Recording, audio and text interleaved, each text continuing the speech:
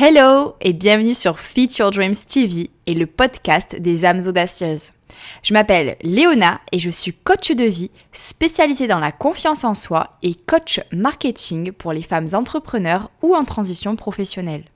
Et ici, c'est le parfait endroit pour enfin oser t'aimer et écouter ton intuition pour créer la vie qui te fait vibrer. Et aujourd'hui, j'avais envie qu'on parle du mouvement de notre corps en fait. Quelles sont les raisons pour lesquelles vous faites du sport? Est-ce que c'est pas pour perdre du poids dans la majorité des cas?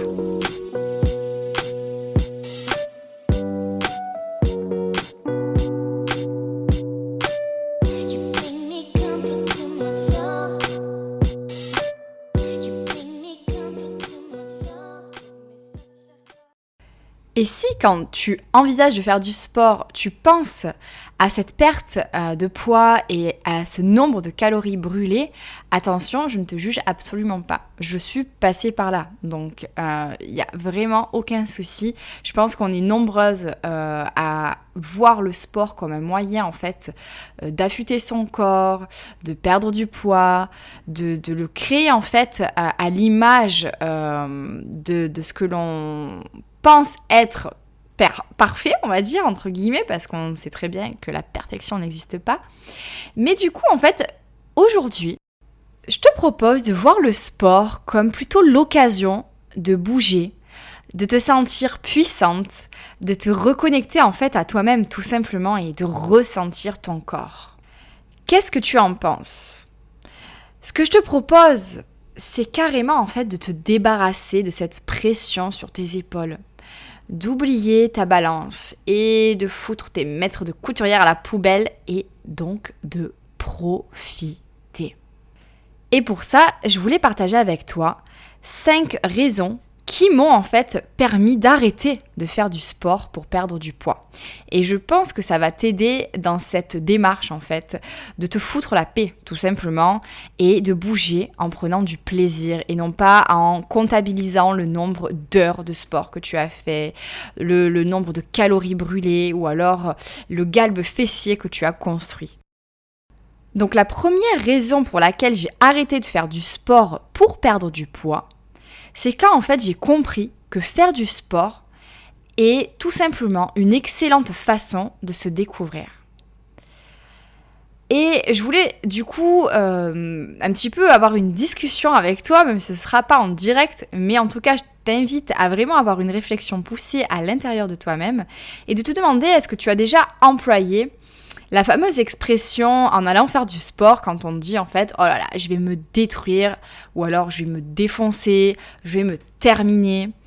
On emploie en fait souvent ces termes quand on fait de la muscu. Donc moi, je sais que je l'employais pour exprimer le fait que j'allais me dépasser. Mais bon, je pense que je n'ai pas besoin de faire un dessin sur le fait que cette expression démontre bien un souci qui concerne la relation qu'on a avec son corps quand on parle comme ça. Et je pense que tu es d'accord avec moi. Quand on dit « je vais me détruire », on passe à côté de l'intérêt premier en fait de faire du sport.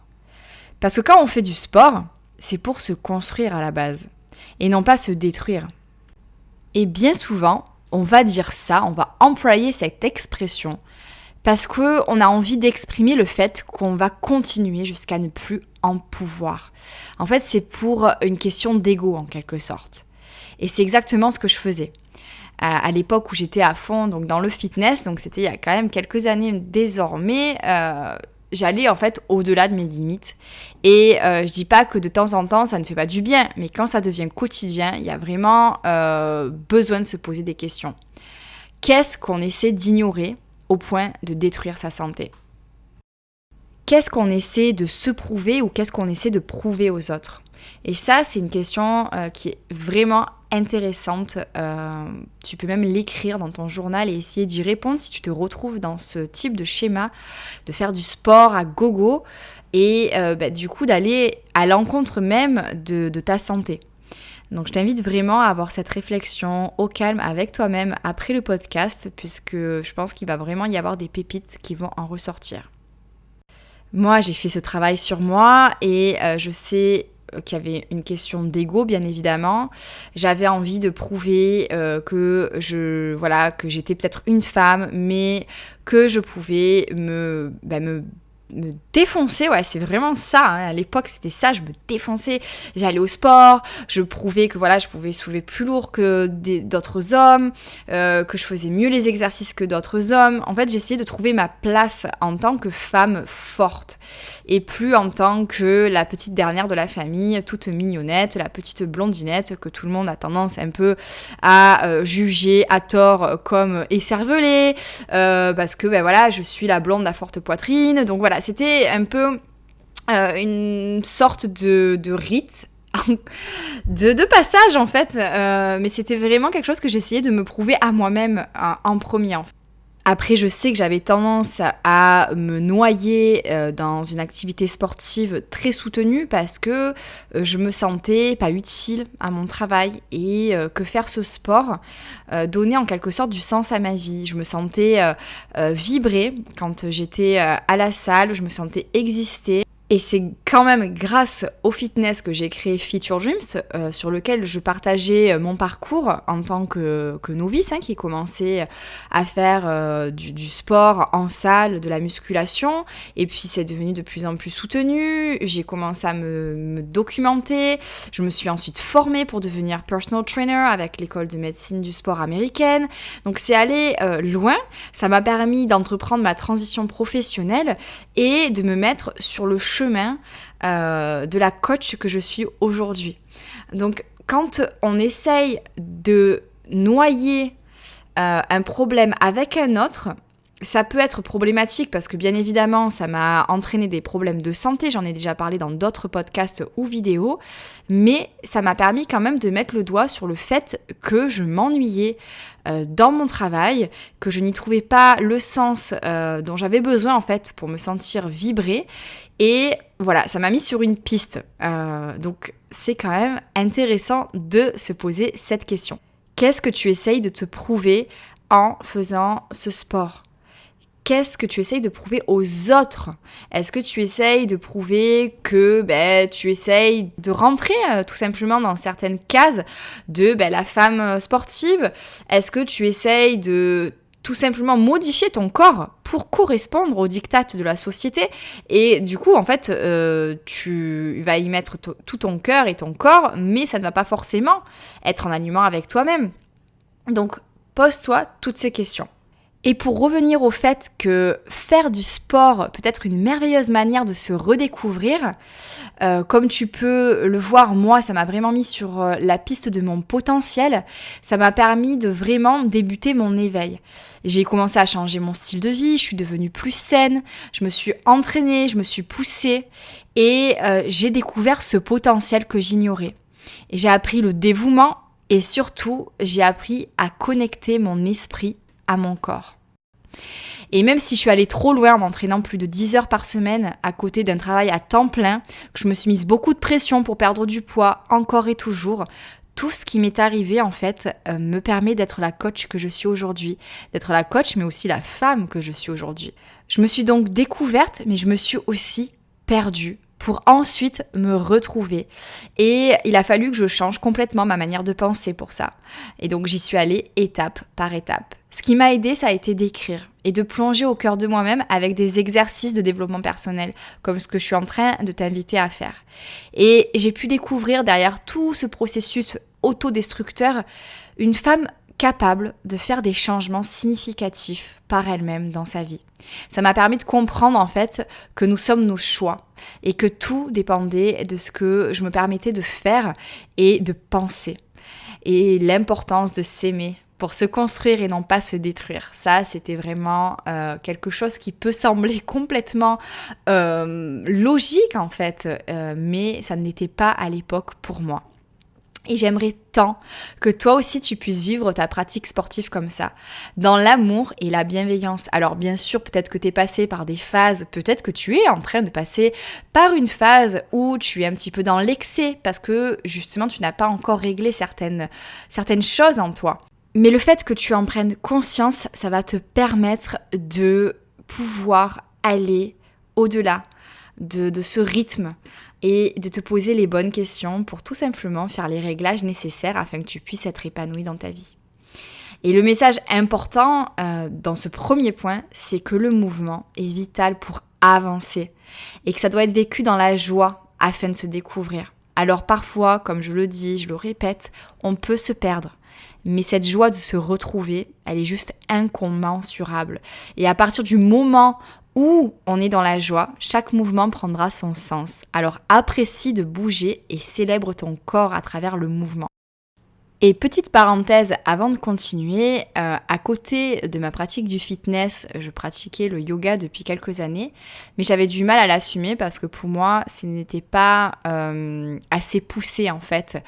J'avais cette idée reçue comme quoi le yoga, c'était très doux en fait, mais ça peut être tout à fait le contraire, ça peut être vraiment très physique le yoga. Et j'ai donc pu le découvrir puisque j'ai poussé ma pratique. Je suis carrément devenue professeure de yoga.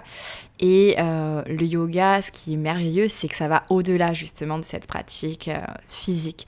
Il y a la méditation ainsi que les respirations yogiques, en plus des asanas. Et tout ça, en fait, forme le yoga. Et c'est vraiment là où j'ai trouvé mon équilibre. Donc si jamais tu n'es pas épanoui dans ta pratique sportive, ce que je voulais également te dire, c'était d'essayer autre chose. N'hésite pas à chercher ce qui te fera vibrer et ce qui te permettra de te sentir épanoui dans ton corps. Voilà, c'était le petit conseil avant de passer à la deuxième chose que je voulais tout simplement partager avec toi. Pourquoi faire du sport ? Tout simplement pour améliorer ta santé. Pareil, ça paraît assez logique, mais bon, faire du sport va consolider ton corps, mais également ton système immunitaire. Ça va t'éviter donc des blessures et tu seras en mouvement. Et d'ailleurs, que tu cours, que tu pratiques le yoga, la boxe, le tennis, la danse ou bien même la natation, ça va être un choix tout aussi parfait. Parce que l'important, c'est de bouger et d'aimer ce que tu fais. Et ça m'amène du coup au troisième point, parce que tu vas voir en fait que faire du sport, bouger, ça va jouer un rôle important dans ton quotidien, bien plus que tout ce que tu peux imaginer. Parce que si on se concentre sur l'aspect purement physiologique, tu vas être plus endurante. Et tu seras plus opérationnel dans plein de situations, comme par exemple jouer avec tes enfants ou tes neveux, rattraper le bus si tu es à deux doigts de le rater, porter tes courses, monter les escaliers, crapahuter dans les villes que tu visiteras en vacances. Vraiment, tout ça te sera beaucoup plus accessible en fait et passera comme une lettre à la poste parce que tu auras cette pratique sportive à côté. Tu vas donc te sentir beaucoup plus confiante dans chaque activité de ton quotidien et en plus de ça, tu seras plus ancrée et tu auras tellement d'énergie. Et outre l'aspect physiologique, t'entraîner, ça va te rendre intelligente et c'est prouvé scientifiquement. Ça va booster ta mémoire, améliorer ta concentration et ta santé mentale, ça va libérer ta créativité et te permettre d'échapper au déclin cognitif. Donc c'est vraiment tout bénef et ça permet de casser les idées reçues comme quoi quand on s'entraîne, quand on fait du sport, on est bête.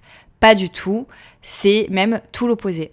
Et pour finir, faire du sport, bouger, c'est bon pour le moral parce qu'on va créer de l'endorphine, cette fameuse hormone du bonheur. Bref, faire du sport pour perdre du poids, c'est vraiment avoir une vision à court terme et je pense que tu l'auras vraiment compris à travers ce podcast. Et je voulais partager ma vision du mouvement avec toi, peu importe le sport que tu pratiques ou même si tu pratiques le yoga, parce que bouger, c'est la vie. Tout simplement. Et j'espère que ça t'aura inspiré à reconsidérer le mouvement avec plaisir et sans pression. Simplement une belle connexion, corps, mental et âme, et beaucoup de fun. Parce que si on ne prend pas de plaisir, franchement, à quoi ça sert ? Alors choisis une musique que tu adores ou un paysage qui t'inspire et profite de chaque instant. Ça peut vraiment être un moment génial et ça ne tient qu'à toi. Alors à toi de le décider et à toi de jouer. Petit récap de fin de podcast parce qu'il a duré un petit peu plus longtemps que prévu, mais concrètement, n'hésite pas à revenir au début du podcast pour avoir cette réflexion concernant ta manière de bouger. Pourquoi tu fais du sport? Est-ce que tu fais du sport pour les bonnes raisons? Est-ce qu'il y a peut-être quelques petits soucis d'ego à régler pour te réaligner avec toi-même? Et ensuite, tout simplement, t'appuyer sur les autres points que j'ai cités pour te reconnecter à ce plaisir simple de bouger, tout simplement. J'espère que cet épisode t'aura plu. N'hésite pas à le partager et à commenter.